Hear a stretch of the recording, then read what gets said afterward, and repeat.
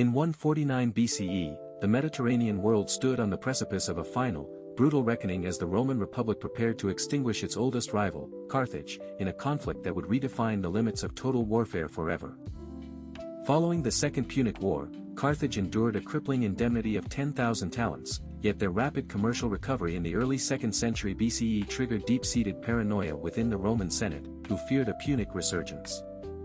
The conflict pitted the Roman Republic, a rising hegemon with a professionalizing legionary force, against the Punic state, a once mighty maritime empire now restricted by treaty and lacking the military autonomy to defend its own sovereign borders. The geographic focus of this existential struggle was North Africa, specifically the fertile Bagradas River Valley and the fortified capital of Carthage, which sat as a strategic gateway controlling the trade routes of the western Mediterranean basin. The immediate spark for the Third Punic War was a series of relentless territorial encroachments by the Numidian king Massinissa, who exploited Carthage's legal inability to wage war without Roman permission to systematically annex their lands. Roman forces landed at Utica in 149 BCE, initiating a diplomatic trap where they demanded 300 noble hostages and a total surrender of all weapons, effectively disarming the Carthaginian population before launching an unprovoked invasion. The Roman legions, utilizing standard heavy infantry tactics and supported by a massive naval fleet, initially struggled against the triple-layered walls of Carthage, which proved far more resilient than the Roman commanders, Manius Manilius and Lucius Marcius Censorinus, had anticipated. The civilian impact was immediate and catastrophic, as the urban population of Carthage, estimated between 250,000 and 500,000, faced the prospect of total displacement when Rome demanded the city be abandoned and rebuilt 10 miles inland. International powers like the Numidian Kingdom watched with opportunistic interest, as King Massinissa's long-standing alliance with Rome provided the perfect geopolitical cover for the Roman Senate to justify their aggressive expansion into the heart of Punic territory.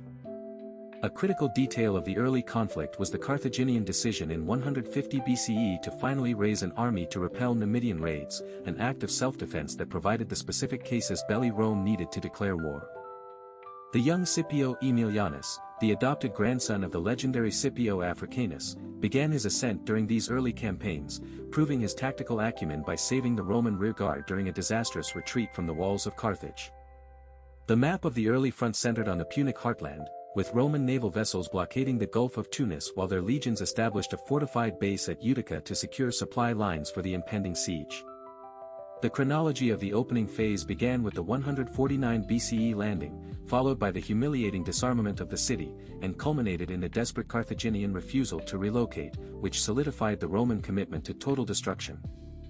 The conflict widened as the Roman Senate, influenced by the obsessive rhetoric of Cato the Elder, moved beyond mere containment and adopted the policy of Carthago delenda est, insisting that Carthage must be completely erased from the map.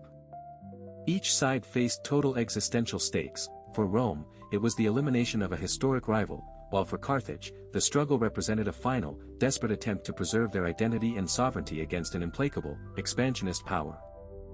The turning point was foreshadowed by the failure of early Roman commanders to breach the city walls, which necessitated a shift toward a long-term strategy of starvation rather than a swift, decisive military victory through direct assault.